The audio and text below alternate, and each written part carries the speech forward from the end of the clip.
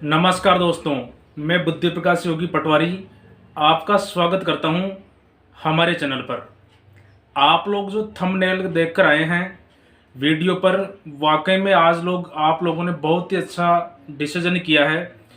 मैं आपको आगे अपने संपूर्ण स्ट्रेटजी जो मैंने बिना कोचिंग के इतने अच्छे मार्क्स हासिल किए हैं, इन सब के बारे में आपको बताने वाला हूं। दोस्तों, मैंने कभी कोई कोचिंग नहीं की, आज तक भी नहीं की। अभी भी मैं जो भी तैयारी करता हूँ बिना किसी कोचिंग के कर रहा हूँ। तो हो सकता है कई लोग मेहनत कर रहे हैं, कई वर्षों से मेहनत कर रहे हैं, फिर भी कम स्कोर आ रहा है, या फिर कई और भी कारण हो सकते हैं। सही स्ट्रेटजी नहीं हो, सही बुक नहीं मिल पाती हो। तो इन सब के लिए आज मैं ये वीडियो बना रहा हूँ। तो जो भी आपके दोस्त हैं जिनके कम मार्क्स आते हैं अच्छी मेहनत करने के बाद भी, तो आप लोग उनको शेयर कर दीजिए ताकि उनको भी कुछ फ़ायदा मिल सके। तो मैं सबसे पहले आपको अपने बारे में बता देता हूँ। मैं बुद्धि प्रकाश योगी वर्तमान में पटवारी पद पर कार्यरत हूँ। 2018 ग्रुप डी में मैं सेलेक्ट हुआ। इसके बाद में राजस्थान पुलिस 2018 कांस्टेबल में कोटा सिटी से मेरे 75 में से 68 मार्क्स प्राप्त किए, लेकिन मैं हाइट में बाहर निकल गया। उसके बाद मैंने बेल्ट वाला कोई भी पेपर नहीं दिया, ऐसा ही भी नहीं दिया, क्योंकि जब हाइट नहीं है तो क्या फ़ायदा है। आगे मैं बात करूं, इसकी बात करते हैं एनटीपीसी की। एनटीपीसी प्री में मेरे 87 मार्क्स मैंने प्राप्त किए। आगे मैं आपको बताऊं, वीडियो प्री का एग्ज़ाम हुआ तो वीडियो इसमें प्री में मैंने 76 मार्क्स प्राप्त किए।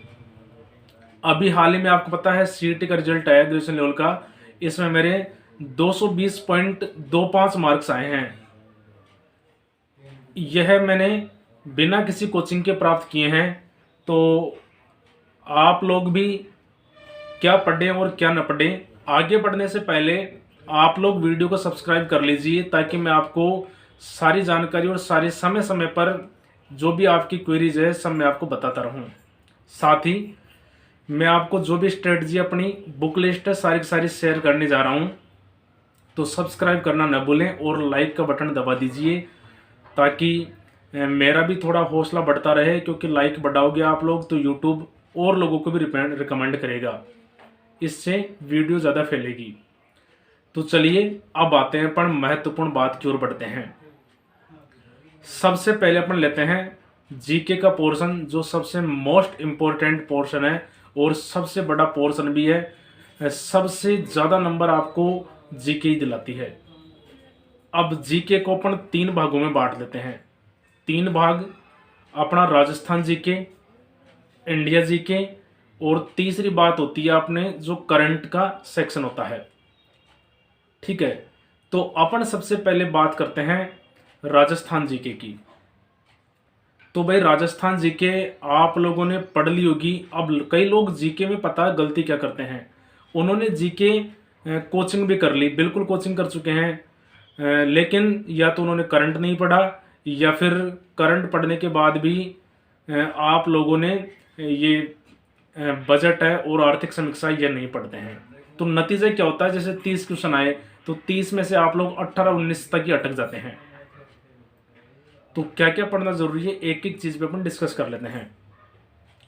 सबसे पहले अपन लेते हैं राजस्थान जीके को। तो राजस्थान जीके आप लोगों ने निश्चित तौर पर पढ़ रखी है, या फिर जो नए कैंडिडेट है जो शुरू ही कर रहे हैं अभी, तो भाई आप लोगों को मैं सजेस्ट करूंगा कि आप लोग सेल्फ स्टडी नहीं कर, देखो पहली बात तो सेल्फ स्टडी करना चाहिए आपको। नहीं कर सकते हैं तो कोई दिक्कत नहीं है, सबका अलग अलग लेवल होता है। किसी का बेसिक अच्छा होता है, किसी का कम होता है, लेकिन पढ़ना सभी को पड़ता है, क्योंकि यहाँ जाके कंपटीशन जाके सब समान होते हैं। तो आपको बुक कौन सी लेनी, देखो सुभाष चरण सर की जो राजस्थान जीके की बुक है, इसमें कंटेंट 1 लाइनर एग्जाम के जो ऑब्जेक्टिव एग्जाम होती है उसके लिए बहुत बढ़िया है ये। तो इस बुक को आप प्रेफर कर सकते हैं, या फिर सुभाष चरण सर से आप लोग राजस्थान जी की जीके की कर सकते हैं। और ऑब्जेक्ट देखो पढ़ना क्या, आपको बुक पढ़ रहे हैं जो, या फिर आप लोग कोचिंग से पढ़ रहे हैं, तो उसके साथ बुक तो आपको जरूर पढ़नी है। बुक के बिना कुछ नहीं है, क्योंकि टीचर इतना सारा थोड़ी पढ़ा सकता है कोई। सभी टीचर अच्छे पढ़ाते हैं, परंतु कोई भी इतना सारा कवर नहीं करा सकता। तो जो टॉपिक आप लोग कोचिंग पढ़ रहे हैं उसकी बुक अवश्य रखें।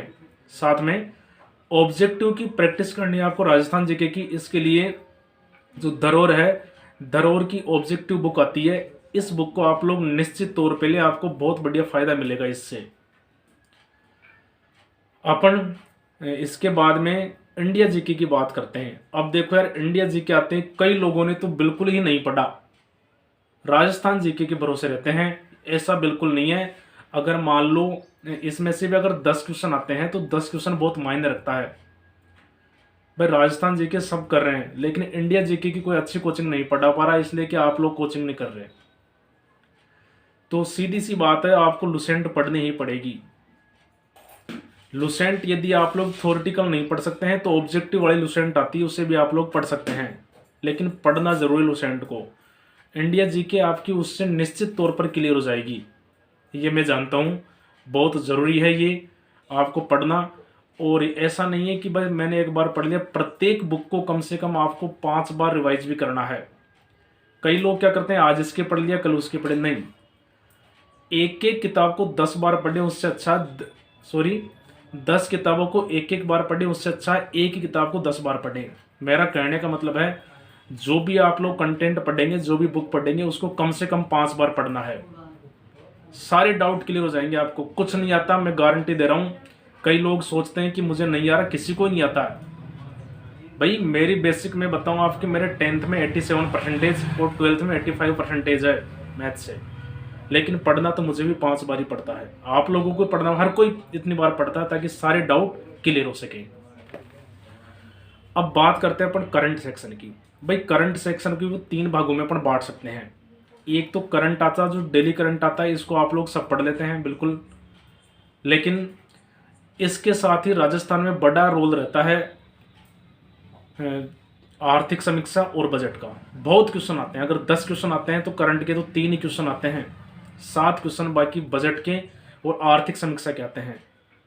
ये आपको निश्चित तौर पे पढ़नी ही पढ़नी है, मैं गारंटी देता हूँ। ये पढ़ लो आप लोग, जीके में आपका स्कोर इतना बूस्ट हो जाएगा। एक कदम से न हो तो मेरे को कहना, आप लोग 3 महीना तो पढ़ के देखिए। भाई एक दिन में कुछ नहीं होता है, 3 महीना आप लोग पढ़ के देखो और फिर आप लोग देखना कि आपके जीके में सुधार होता है कि नहीं होता है।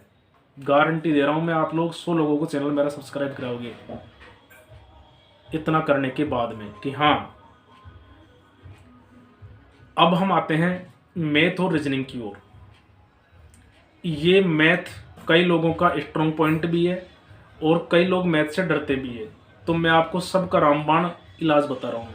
रीजनिंग सब लगभग कर लेते हैं, तो एक बार आप लोग कोचिंग कर लीजिए। मैथ है, इसका भी एक बार आप लोग कोचिंग कर लीजिए। कोचिंग कहाँ करना है, जो कोचिंग आप लोग या तो यूट्यूब से पढ़ लो, कहने का मतलब मेरा ये है। लेकिन यूट्यूब पे भी क्या करते हैं, अपने आप को ज्ञानी ज़्यादा सिद्ध कर रहे हैं लोग। ऐसा कंटेंट दे देंगे जिसका एग्जाम से कोई दूर दूर तक कोई लेना देना नहीं है किसी प्रकार से। तो भाई करना क्या, आपको राजस्थान की एग्जामों में ज़्यादा लेवल के कोई इतने लेवल के सवाल थोड़ी पूछे जाते हैं, बिल्कुल नहीं पूछे जाते ज़्यादा लेवल के सवाल। तो आपको करना क्या है, जो भी भाई, या तो आप लोग क्या करो, ऑफलाइन बेस्ट रहता है, ऑनलाइन में तो पता नहीं क्या ज्ञानी साबित कर रहे हैं आपको।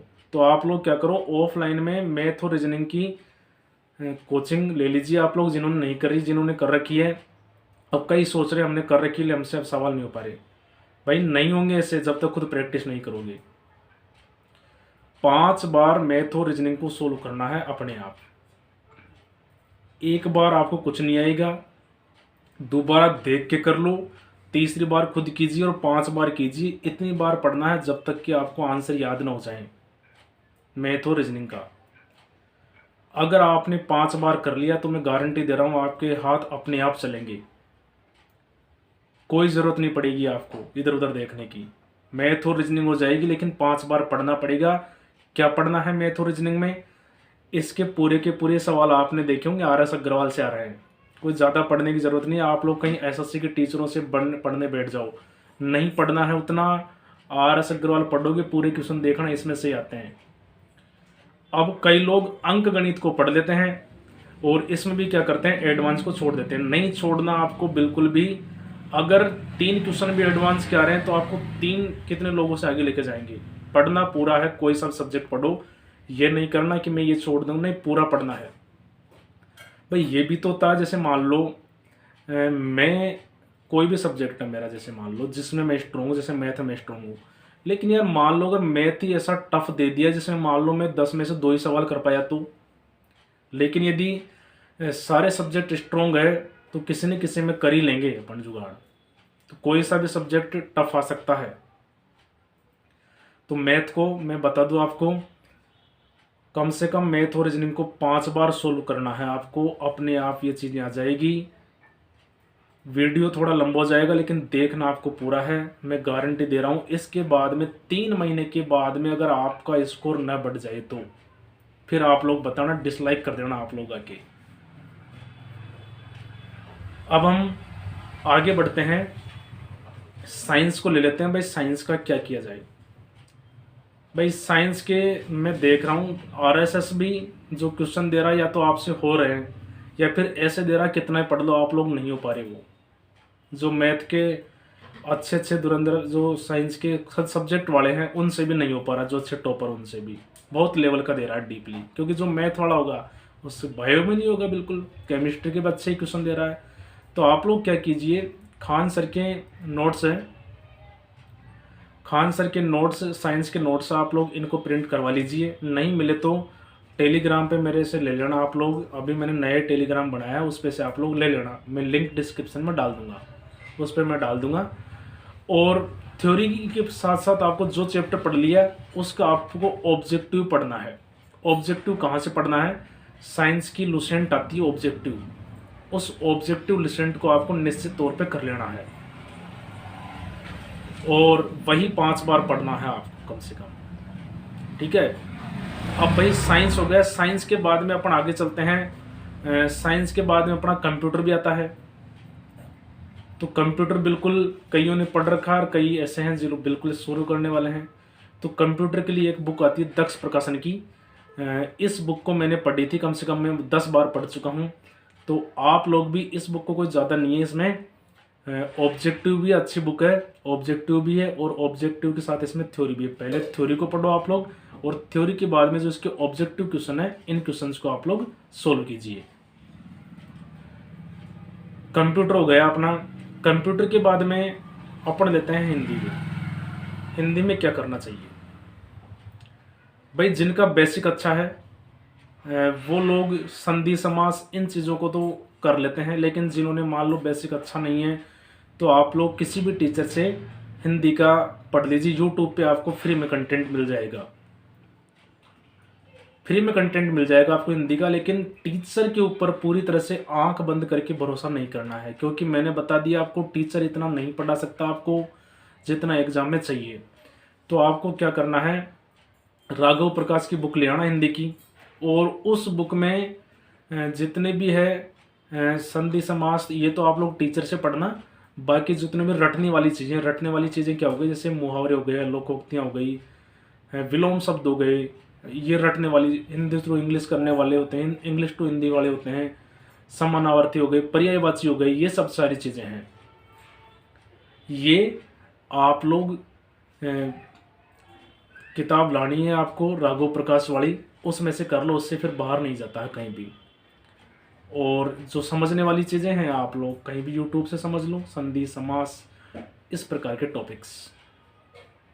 आइए अब हम इंग्लिश की ओर बढ़ते हैं। इंग्लिश से राजस्थान के लड़कों को तो ये मान के चलो डर ही लगता है, और स्वाभाविक है हिंदी मीडियम में पढ़े हुए स्टूडेंट, खैर इंग्लिश मीडियम वालों से भी नहीं आता है इतना इंग्लिश तो, क्योंकि जो उसमें इंग्लिश आती है वो आपकी वोकेबलरी, चलो ग्रामर कर लेते हैं लेकिन वोकेब नहीं हो पाती है। मैं पूरा सॉल्यूशन बताऊंगा, डरना नहीं है। मात्र 5-6 महीने के अंदर आप लोग इंग्लिश को अच्छे से कर पाएंगे, जो मैं आपको बताने जा रहा हूँ। भाई इंग्लिश की ग्रामर की आप लोगों को कोचिंग करनी है, वोकेबलरी कोई सा भी टीचर नहीं पढ़ाता है, वो आपको रटनी पड़ेगी। ग्रामर किसी भी टीचर से करो, प्रैक्टिस कहाँ से करो, नीतू सिंह की वॉल्यूम फर्स्ट आती है, उसमें प्रैक्टिस के लिए अच्छे सारे क्वेश्चन दे रखे हैं आप लोगों को। वॉल्यूम 1 ले लेनी है आपको। और वोकेबलरी एसएससी के कोई से भी ले आना, जो प्रीवियस ईयर जो क्वेश्चन आए हुए हैं, ज़्यादा फालतू कचरा नहीं पढ़ना है आपको। तो वो पढ़ना है एंटोनिम, सिनोनिम, वन वर्ड हो गया, और आपकी इडियम्स एंड फ्रेसेज आती है, ये चीज़ें आपको पढ़नी है। 4-5 टॉपिक ज़्यादा नहीं है, आप लोग सिलेबस में देख लेना जो भी है इनको। लेकिन आपको वही इंग्लिश में देखना, आप लोग एक बार टाइम लग सकता है, लेकिन दोबारा, एक बार जैसे मान लो आपको 6 महीना लग गया, लेकिन दोबारा मैं गारंटी दे रहा हूँ आप लोग मात्र 1 महीने में कर पाओगे। और जब तीसरी बार पढ़ोगे तो 15 दिन का है, सिर्फ 15 दिन का हिंदी, इंग्लिश और मैथ रीजनिंग का ऐसा होता है। इतने कम समय में एक बार तो भाई समय देना ही पड़ेगा आपको। तो इतने सब्जेक्ट हो जाते हैं। एक बार मैं फिर से कहूँगा, आप लोग चैनल को सब्सक्राइब कर लो, लाइक कर दो, और शेयर अपने दोस्तों के साथ ज़रूर कर देना। जो भी ग्रुप्स आपके पास में, टेलीग्राम, व्हाट्सएप के, फेसबुक, जो भी ग्रुप आप लोग शेयर कर देना, ताकि यह स्ट्रेटजी फालतू में बिना बात बकवास करने से अच्छा है कि आप लोग कंटेंट पर फोकस करें। सेल्फ स्टडी आपको करनी ही करनी है।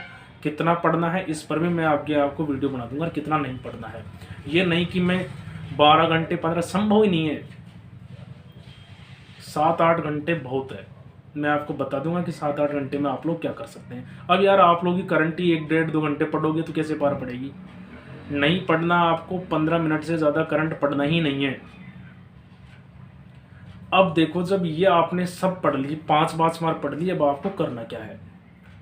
अब आपको ये करना है, आप लोग जिस भी एग्जाम की तैयारी करो, जैसे राजस्थान की आप लोग तैयारी कर रहे हैं, राजस्थान के लिए वीडियो है, तो आप लोग आरएसएसबी और आरपीएससी की एग्जामों में आए हुए जितने भी प्रीवियस ईयर क्वेश्चन हैं,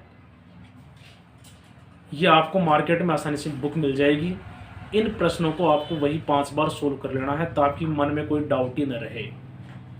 तो 5 का फंडा बिल्कुल याद रखें। वीडियो काफ़ी लंबी हो गई, लेकिन बहुत ही महत्वपूर्ण आपके लिए साबित होगी, और उम्मीद है मिलते हैं अगले वीडियो में।